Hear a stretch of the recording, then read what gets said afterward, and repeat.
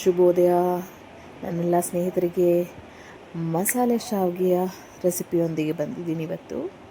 ಏನಪ್ಪ ಮಸಾಲೆ ಶಾವಿಗೆ ಯಾರಿಗೂ ಬರಲ್ವಾ ಅಂತ ಇಲ್ಲ, ಮನೆಯಲ್ಲೇ ಬಳಸಿದಂತಹ ಒಂದು ಪೌಡರ್, ವಾಂಗಿಬಾತಿನ ಪೌಡರಿಂದ ಇವತ್ತು ಮಸಾಲೆ ಶಾವಿಗೆ ಉಪ್ಪಾನ ಮಾಡೋಣ ಬನ್ನಿ. ನಾನು ಇದರಲ್ಲಿ 3 ಅಳತೆಯಷ್ಟು ತೊಗೊಂಡಿದ್ದೀನಿ. ನಿಮ್ಮ ಮನೆಯಲ್ಲಿರುವಂಥ ಜನ ಇದನ್ನು ನೋಡಿಕೊಂಡು ಟಿಫನ್ ಬಾಕ್ಸ್ಗೂ ನಾನು ಕಟ್ಟಬೇಕಲ್ವ, ಅದಕ್ಕೋಸ್ಕರ ತೊಗೊಂಡಿದ್ದೀನಿ.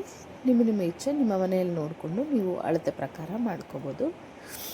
ಇದನ್ನು ಸಾಮಾನ್ಯವಾಗಿ ನಾನು 2 ಬ್ರ್ಯಾಂಡ್ ಯೂಸ್ ಮಾಡ್ತೀನಿ. ಒಂದು ಬ್ಯಾಂಬೂ, ಇನ್ನೊಂದು MTR. ಮತ್ತು ಈ ಸರಿ MTR ತಂದಿದ್ದೀವಿ ವಿತ್ ನೋ ಮೈದಾ. ಇದನ್ನು ಸಾಮಾನ್ಯವಾಗಿ ಹುರ್ಕೊಳ್ಳೋದು ತುಂಬ ಒಳ್ಳೆಯದು. ಒಂದು ಸ್ವಲ್ಪ ಎಣ್ಣೆ ಹಾಕಿ ಹುರ್ಕೊಳ್ಳಿ, ಬಣ್ಣ ಬದಲಾಗಲಿ. ಈ ಥರ ನೋಡಿ, ಬಣ್ಣ ಬದಲಾದ ನಂತರ ನಾನು ಇದಕ್ಕೆ ಬೇಕಾಗಿರೋ ತರಕಾರಿ ಏನು ಅಂತ ಸಿದ್ಧತೆ ತೋರಿಸ್ತೀನಿ ನೋಡಿ. ಇಷ್ಟೇ ತರಕಾರಿ ತೊಗೊಂಡಿದ್ದೀನಿ.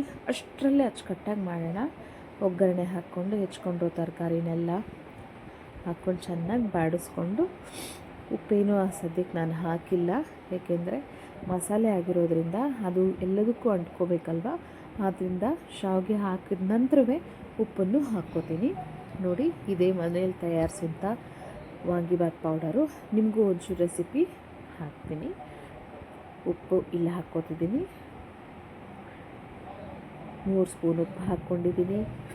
ಇಲ್ಲೇ ಒಂಚೂರು ಅರಿಶಿನ ಕೂಡ ಆ್ಯಡ್ ಮಾಡ್ಕೊಂಡ್ಬಿಡ್ತೀನಿ. ಎಲ್ಲ ಹಾಕ್ಕೊಂಡು ಚೆನ್ನಾಗಿ ನೀವು ಬಾಡಿಸ್ಕೊಳ್ಳಿ. ಬಾಡಿಸ್ಕೊಂಡಿದ ನಂತರ ಹುರಿದಿಟ್ಕೊಂಡಿರುವಂತಹ ಶಾವಿಗೆನ ಹಾಕ್ಕೊಳ್ಳೋದೊಂದೇ ಬಾಕಿ. ಹಾಕ್ಕೊಂಡು ನಿಮ್ಗೆ ಎಷ್ಟು ನೀರು ಬೇಕೋ ಅಷ್ಟು ಹಾಕ್ಕೊಳ್ಳೋದಲ್ಲ. ಈ ಶಾವಿಗೆ ಉಪ್ಪಿಟ್ಟಿಗೆ ಒಂದೇ ಒಂದು ಟೆಕ್ನಿಕ್ ಇರುತ್ತೆ ನೋಡಿ. ಇವಾಗ ಈ ಥರ ಶಾವಿಗೆ ಬೆರೆಸ್ಕೊಂಡು ಚೆನ್ನಾಗಿ ಕಲಿಸ್ಬಿಟ್ಟು ಒಂದು 2 ನಿಮಿಷ ಮುಗಿಸ್ಕೊಳ್ಳಿ. ತಿರು ಹಾಕ್ಕೊಳ್ಳೋದ್ರಿಂದ ಏನು ಬೆನಿಫಿಟ್ಟು ಅಂದರೆ ಚೆನ್ನಾಗಿ ಅಂಟ್ಕೊಳ್ಳುತ್ತೆ. ಇದು ಹಾಕಿದ ನಂತರ ಈ ಒಗ್ಗರಣೆಯಲ್ಲಿ ಕೂಡ ಅದು ಉರಿಯೋದ್ರಿಂದ ನಿಮಗೆ 2 ಬೆನಿಫಿಟ್ಟು. ಬೇಗ ಬೇಯಿಸೋದು ಕೂಡ ಸುಲಭ ನೋಡಿ. ಆ ಬಟ್ಲ ಅಳತೆಯಷ್ಟು ನೀರು ತೊಗೊಂಡಿದ್ದೀನಿ. ಅದರ ನೀರು ಪ್ರಮಾಣ ನೋಡಿಕೊಂಡೇ ಹಾಕ್ಕೋಬೇಕು. ಇಷ್ಟೇ ನೋಡಿ, ಮೇಲೆ ಕಾಣಿಸ್ತಿದೆ, ಅಷ್ಟು ಮಾತ್ರನೇ ಹಾಕ್ಕೊಂಡು ಒಂದು 10 ನಿಮಿಷ ಸಿಮ್ಮಲ್ಲಿ ಇಟ್ಟು ಮತ್ತು ಉರಿ ಎತ್ತು ಕ್ಲೋಸ್ ಮಾಡಿಬಿಡಿ. ಕಲಕಿಬಿಟ್ಟು ಚೆನ್ನಾಗಿ ಕ್ಲೋಸ್ ಮಾಡಿ ಅಳತೆ ಪ್ರಮಾಣವನ್ನು ಮತ್ತೊಂದು ಸಾರಿ ಚೆಕ್ ಮಾಡಿಕೊಂಡು ಮುಚ್ಚಿಟ್ಟು ಕುದಿಯಲು ಬಿಡಿ. ಚೆನ್ನಾಗಿ ಉರಿ ಮೇಲೆತ್ತಿ ಸಿಯಲ್ಲ, ಯಾಕೆಂದರೆ ಇದು ಬೆಂದಿರೋದು. ಇದನ್ನು ನೋಡಿಕೊಂಡೇ ಹೇಳಿಬಿಡ್ಬೋದು, ಅದು ಸಿಯೋದಿಲ್ಲ.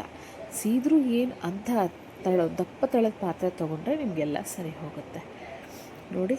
ಹದವಾಗಾಗಿದೆ. ಇದಾರಿದ್ರೆ ಇನ್ನೂ ಇದಾಗುತ್ತೆ, ಉದ್ರಾಗುತ್ತೆ. ಬನ್ನಿ ಡಬ್ಬಿಗೆ ಪ್ಯಾಕ್ ಮಾಡೋಣ. ಸೊ ಇವಾಗ ನನ್ನ ಮಗನ ಡಬ್ಬಿಗೆ ಪ್ಯಾಕ್ ಮಾಡ್ತಾಯಿದ್ದೀನಿ.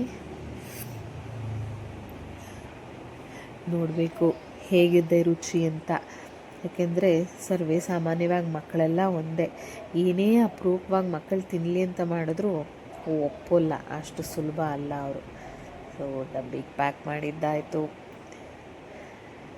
ಇನ್ನೇನಿದ್ರು ಅವನ್ನ ನೋಡಿ, ರುಚಿ ನೋಡ್ತಿದ್ದಾನೆ. ರುಚಿ ಅಪ್ರೂವ್?